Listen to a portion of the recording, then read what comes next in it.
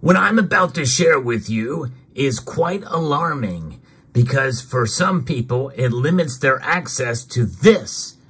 And so that means it's all the more reason why folks should be accumulating this. I'll explain as we explore.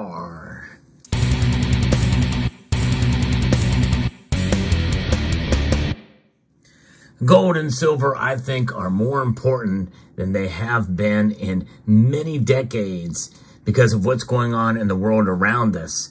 I think more and more people are realizing this. We really started to kind of see more folks accumulate and come into the world of stacking precious metals, gold and silver, in recent years in light of what's been going on. But what I'm about to share with you is all the more reason to have gold and silver and why it's so important. And that is based off of a story that was shared with me by a member of the community that is quite alarming. 54, that's right, 54 banks have closed down in a week. Yeah, you heard that right. Now, these are bank branches from major banks, but because they're major banks, that is alarming in and of itself. Now, it may or may not be related to what we saw earlier in the year with actual full banks closing down.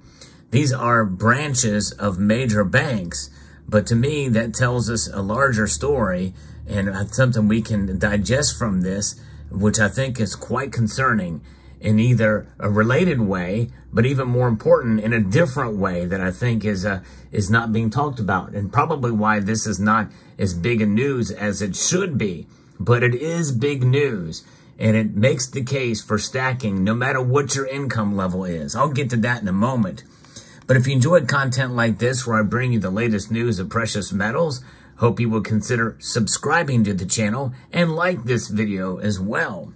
Major U.S. banks are continuing to close branches across the United States, leaving an increasing number of Americans without access to basic financial services. That's right, financial services for many Americans is going away and disappearing at a rate of the influence of those 54 banks that have closed down in the past week, according to this article here from the Daily Mail. Bank of America axed 21 branches in the first week of October, according to a bulletin published by the Office of the Comptroller of the Currency, known as the OCC, just this past week. Wells Fargo shuttered 15, while the U.S. Bank and Chase reportedly closed 9 and 3, respectively. In total, some 54 locations had either closed or were scheduled to close between October the 1st and October the 7th. Of the overall closures, 3 were in Louisville. In Kentucky, 8 of the 21 Bank of America closures were in California. Major U.S. banks, including Wells Fargo and J.P. Morgan, reported their third quarter earnings increased revenue thanks to higher interest rates, saw both banks' revenues actually increase. Yet this is still happening, folks. I think that tells us something here that is quite remarkable. In spite of increased revenue, they're still closing down. This month's closure came after an executive poll revealed that 51% of consumers said that they were very or somewhat concerned about the declining number of bank branches. Only 18% said they were not at all concerned. The survey also found that brick-and-mortar services are less accessible to Black Americans. While 14% of Black Americans said they did not have a local branch, that was only the case for 8% of white Americans. In March, Senator Sherrod Brown sent a letter to the OCC wanting to launch an inquiry into the impact of such closures on lower income communities. And by the way, it's kind of unfortunate that race has to be interjected in this piece, but it could affect, really, it's a low income communities, which can be of any race. But nonetheless, when banks close a branch, they must notify the OCC. In a statement to DailyMail.com in August, a spokesperson said, the OCC understands the importance of bank branches and is committed to supporting access to banking services in all communities. They also noted that although banks and credit unions need to notify their primary regulator of closures, the statute that requires them to do so does not allow the regulator to object to the closure. It also noted that the OCC does not regulate all banks in the United States.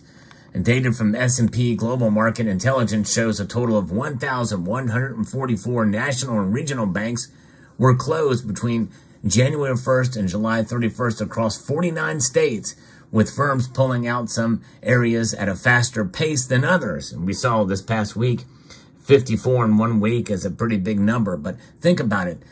Since the beginning of the year through July 31st, 1,144 branches closed down. That is concerning for sure. Across the board, Americans are suffering a zip code lottery when it comes to accessing a branch. A recent research by Daily Mail found that New Jersey had seen the highest proportion of bank closures of any state between January and August of this year. That is remarkable to see how this is happening and where this is happening. But this just gives us all the more reason, the unbanked and how people don't have access to a lot of the services that others do have in terms of digital access and the like. But nonetheless, some 9 branches have closed for every 1 million people in the Garden State. It was followed by D.C., Connecticut, North Dakota, and Virginia.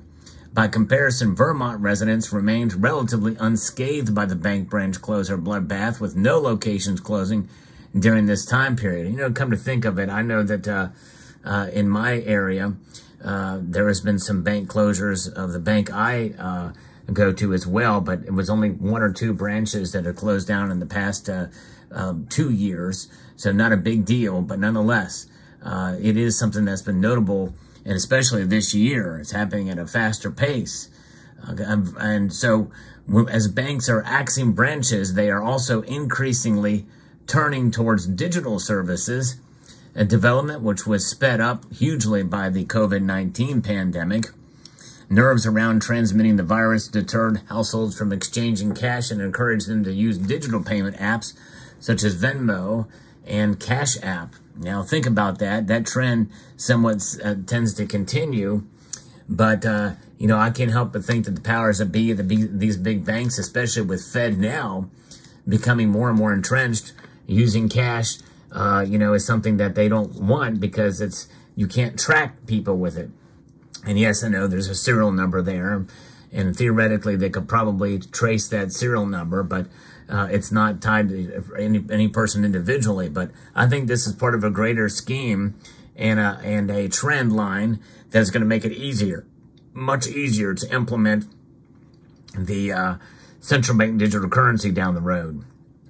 As once you're digitized and fully, where some people aren't even using cash at all, they're going to be the ones that are going to be the victim of what would be the case with a central bank digital currency in due course, where you spend money, you buy whatever you want, and but nonetheless, till you have the object in hand, it can be taken away, or they could prevent you from buying it because, let's say, this particular car does not get the gas mileage that they would like, so you're going to get some points taken away from you for that. But anyways, a study by the Federal Reserve showed a 12.4% jump in digital transactions in the first quarter of 2020 alone. But I'm more of a cash guy. I've always been, and I will remain for many reasons, but nonetheless, it's because I'm used to it. I've never used an ATM machine once in my entire life, and I don't plan on starting anytime soon. I believe in cash, I believe in physical money, and I also believe in gold and silver. And this is why it's a good idea, especially if you live in one of these communities that have been affected by this, even if you're lower income. And I know that what you see in a display before you here may be unattainable for some of the lower income folks, but there's other ways to buy precious metals, for sure. You can buy constitutional silver coins, for instance. I can show you an example of what those look like for much cheaper. Have this on hand to use for transactions. That's right. Constitutional silver, and they come as small as less than 1/10 of an ounce with a dime, a little less than 1/4 ounce for the quarter, and a little less than a half ounce for a $0.50. Definitely ways to be able to transact or to have a little bit of money on the side, and you can always sell them at a local coin shop if you have one in your area, or just trade and barter with folks with silver. If you can't get cash, you think about it. If there's no a bank branch, how are you going to get cash if you need cash? You can use a debit card. Most places will accept those. But, let's say you need something in an emergency and the power grid is out and you want to transact and the power grid may be out for quite a long time. What are you going to do then? It's always good to have cash on hand, but if you're going to have access to that, get yourself some silver. So it is alarming. And again, the Bank of America has the most of these closures down. And then the Wells Fargo, they're not hurting by any stretch. They're not hurting for money. So it's not that it's not like these other bank closures we've seen. In my view, this is even more alarming than the reason why the other banks have closed down. Because it means that people are getting less and less access to money, to hard cash, cold cash in their hand. That tells you something. And so that's why it's a better argument, I think, now than ever before to at least have some gold and silver on hand if you can. Let me know what your thoughts are about this story. And I want to extend a multitude of gratitude to each and every one of you for taking the time to watch this video. And I want to encourage you to please rate, share, comment, and subscribe.